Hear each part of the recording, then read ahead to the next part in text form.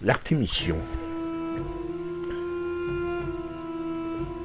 c'est le temple d'Artémis, le grand temple d'Artémis, à Éphèse, l'une des 7 merveilles du monde. Enfin, c'était, avant qu'il ne brûle 300 ans auparavant. Il a été reconstruit, mais c'est plus tout à fait pareil. Il faut imaginer ce magnifique monument, immense. Un grand nombre de larges colonnes de marbre soutenant une toiture de briques rouges, le tout posé sur une plateforme que l'on atteint en grimpant une vingtaine de marches. Ça reste un monument majestueux, un monument sacré. Un des plus sacrés du monde païen puisqu'il propose l'asile politique à tous ceux qui le demandent. Et cet asile est respecté par tous les peuples, tous les gouvernements. L'homme qui passe la grande porte ce soir-là est en proie à la plus vive inquiétude. Il n'a pas un regard pour les soldats romains qui gardent l'entrée. Il traverse le grand vestibule, encore plein de monde, et arrive dans la salle centrale qui a vocation de sanctuaire, la Cella, au fond de laquelle se trouve l'imposante statue de la déesse Artémis. Il la salue avec respect, comme il se doit, mais le temps presse. Il cherche du regard. Ah, elle est là. Celle qu'il vient d'apercevoir est une jeune femme, très belle, à la peau mate. Elle a un nez grec, des cheveux noirs comme la nuit, et des grands yeux, tout aussi noirs. « Votre Majesté, il faut fuir, au plus vite. » Fuir? Elle a pâli, affreusement, mais elle garde son calme. Elle comprend que tout ce qu'elle a redouté depuis 3 ans est sur le point de se produire. « Je suis contrainte à l'exil dans ce temple, explique-t-elle, et des gardes me surveillent à chaque instant. Comment fuir? Je ne sais, Majesté, mais ils sont en ville, ils sont à Éphèse. Ils vont arriver d'un moment à l'autre. Arsinoé, puisque tel est le nom de la jeune femme, n'a pas besoin d'autre explication. Elle a compris que des assassins sont venus pour elle. Des assassins envoyés par sa sœur, Cléopâtre, la reine d'Égypte.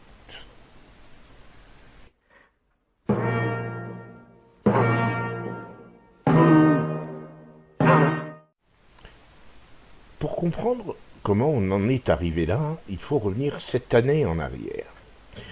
L'ancien pharaon, Ptolémée XII, a eu 5 enfants, officiellement. Bérénice, probablement sa seule enfant légitime, Cléopâtre, Arsinoé, Ptolémée Philopator et un autre fils appelé aussi Ptolémée. Renversé par une révolte populaire qui a porté Bérénice, sa fille aînée, au pouvoir, Ptolémée XII est revenu grâce aux légions de Rome. Il a reconquis son trône et il a fait exécuter Bérénice. À sa mort, en moins 51, Ptolémée XIII, son fils, est nommé tout naturellement roi d'Égypte et marié à Cléopâtre, sa sœur aînée. Le nouveau roi a 10 ans, la jeune Cléopâtre 18. Mais, dès le début, et pendant 3 ans, les tensions les plus vives vont agiter le trône d'Égypte, des tensions entre le nouveau roi et sa sœur épouse. Parallèlement, à la même époque, une guerre civile a éclaté à Rome. Une guerre civile qui oppose des partisans de Jules César à ceux de Pompée. Pompée est vaincu et vient se réfugier chez ses alliés égyptiens au palais du jeune Ptolémée. Nous voilà donc en moins 48, les acteurs sont en place, le drame peut commencer. Parmi les tensions qui ont opposé Cléopâtre et son frère, il y a l'attitude que le royaume d'Égypte doit adopter face à la puissante Rome. Une Rome déchirée par la guerre civile et donc plus faible. Les conseillers du roi, Ptolémée, n'oubliez pas, n'a que 13 ans, tiennent pour une ligne dure et pour s'émanciper de Rome. Cléopâtre, elle, est plus réaliste. Elle sait que l'Égypte ne résisterait pas aux légions romaines et veut faire un rapprochement et une alliance. Le soir de son 21e anniversaire, Cléopâtre est chassée d'Alexandrie avec ses rares partisans et Ptolémée épouse son autre sœur, Arsinoé, qui a 20 ans. Et c'est dans cette ambiance chaotique qu'arrive Pompée. Ptolémée et ses conseillers savent que César est à sa poursuite. Ils ne se sentent pas encore prêts pour une révolte ouverte. Aussi, pour plaire à César, ils font assassiner Pompée. Fin du premier acte. L'acte 2 s'ouvre avec l'arrivée de César. Celui-ci, bien sûr, pourchasse son rival. Mais il a une autre raison pour venir à Alexandrie. Il sait que la guerre civile menace et que le frère et la sœur sont en lutte ouverte. Or, Rome a besoin des richesses de l'Égypte, et en premier lieu du blé égyptien. Il ne peut pas permettre qu'une guerre ralentisse l'approvisionnement de sa capitale. Il vient donc rétablir l'ordre. Il propose sa médiation et quand César propose, on doit s'incliner. Or, deux événements conjoints vont précipiter les choses. Tout d'abord, Ptolémée offre la tête de Pompée à son illustre visiteur, ce qui va grandement indisposer César, car quand je dis qu'il offre la tête, il lui offre techniquement la tête. Il a coupé la tête de Pompée, il l'a mis dans un panier d'osier et il lui offre comme un présent. Deuxième événement conjoint, convaincue qu'elle doit plaider sa cause, Cléopâtre s'introduit en cachette dans les appartements de César, enroulée dans un tapis. La suite, on la connaît, elle est célèbre, elle a été reproduite dans tous les films qui parlent de Cléopâtre. Cléopâtre le séduit César et devient sa maîtresse dans la même nuit. Et donc, forcément, la médiation de César vient de prendre un tour nouveau. Et parce qu'il paraît évident qu'il ne peut plus que décider en faveur de Cléopâtre. Ptolémée et Arsinoé le savent. Ils tentent de s'enfuir hors de la ville pour rameuter leurs partisans et réunir une petite armée. À cette petite armée, César ne peut opposer que quelques soldats, ceux de son escorte. La lutte paraît inégale. César et Cléopâtre vont se réfugier donc dans le grand phare d'Alexandrie en mettant le feu au port. Un feu qui détruira en partie la grande bibliothèque, la fameuse grande bibliothèque d'Alexandrie. La situation devient critique, mais César réussit un coup de force. Il parvient à saisir le jeune roi Ptolémée et son autre frère, l'autre Ptolémée. Seule Arsinoé s'est enfuie et c'est elle qui gère la situation pendant un temps. Elle est devenue reine d'Égypte, seule reine d'Égypte. Malheureusement, une légion romaine, prévenue et demandée et appelée par César alors qu'il était en voyage vers Alexandrie, une légion romaine donc arrive de Syrie et elle va renverser la situation. Dans la confusion, Arsinoé est capturé. Ptolémée s'enfuit, mais il va se noyer accidentellement.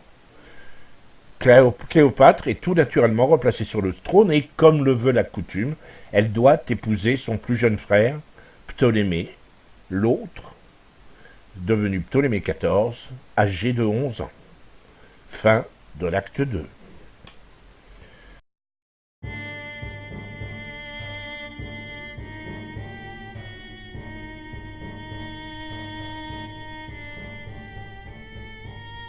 L'acte 3 s'ouvre dans la plus douce des ambiances.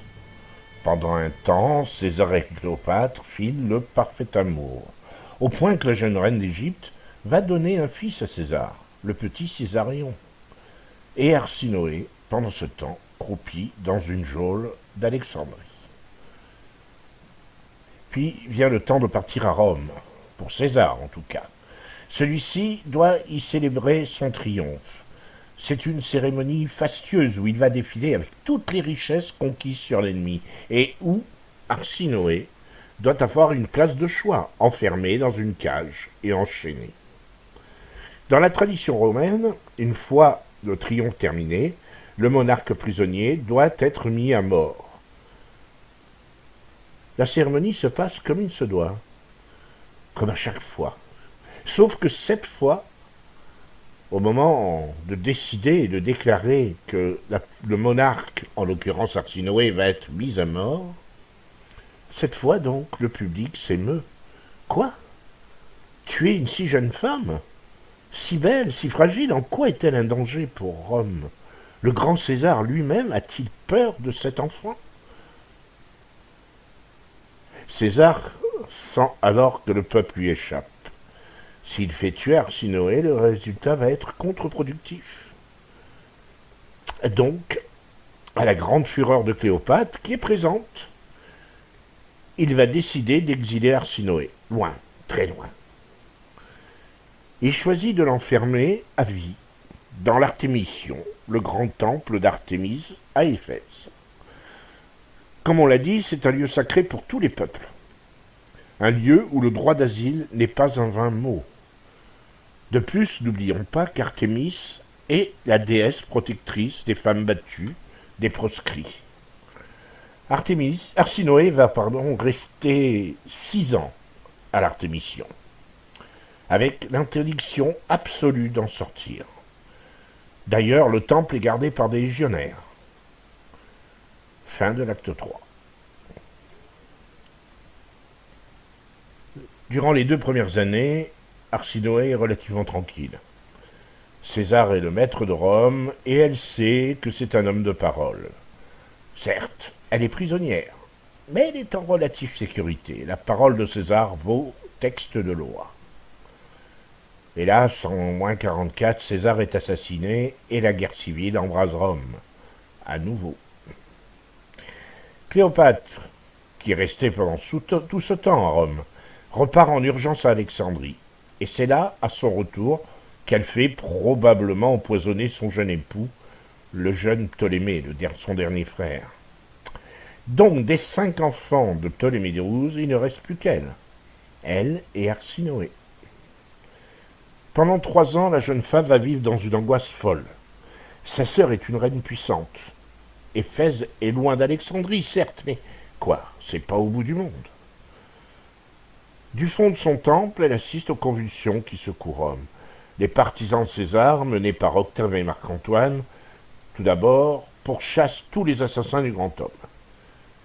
Puis, victorieux, ils vont se partager l'Empire. À Octave, Rome et l'Occident, à Marc-Antoine, l'Orient. Hélas, il ne peut y avoir qu'une issue.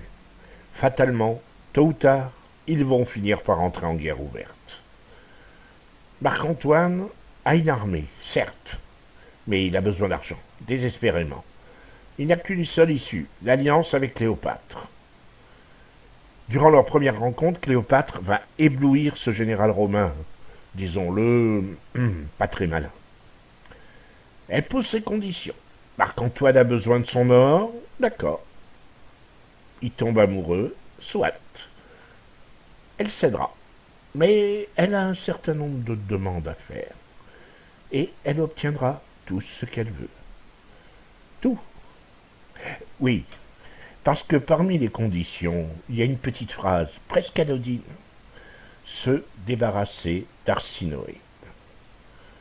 Nous sommes en moins 41 et Marc-Antoine ordonne donc la mort de la princesse exilée.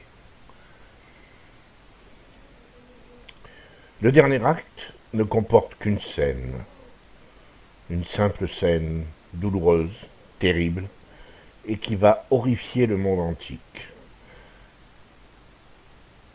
Pendant cette nuit de moins 41, des hommes armés s'introduisent dans le temple, impunément, se saisissent de l'âme heureuse qui supplie, se débat, pleure. Ils la traînent hors du temple et l'assassinent, froidement, sur les marches de l'Artémission, avant de disparaître dans la nuit noire. La scène n'a probablement pas duré plus de 10 minutes. Les gardes romains? Absents. Très curieusement absents. Le scandale est énorme, retentissant, et il va beaucoup faire dans l'impopularité grandissante de Marc-Antoine et de Cléopâtre. La dépouille d'Arsinoé, elle sera enterrée à Éphèse, avec tous les honneurs, dans un tombeau splendide, appelé l'Octogone. Ce monument funéraire est situé au centre de la cité. La chambre octogonale, posée sur une base rectangulaire, est entourée d'une rangée de colonnes corinthiennes, couvertes d'un toit pyramidal. Cet étagement, qui empile des formes rectangulaires, octogonales, circulaires, rappelle d'ailleurs celui du tsar d'Alexandrie.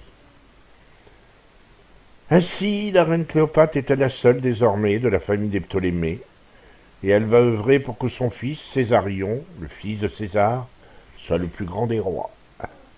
Quant à Arsinoé, qui a failli contrarier l'ambition d'une des reines les plus prestigieuses de l'histoire, elle est condamnée à l'oubli.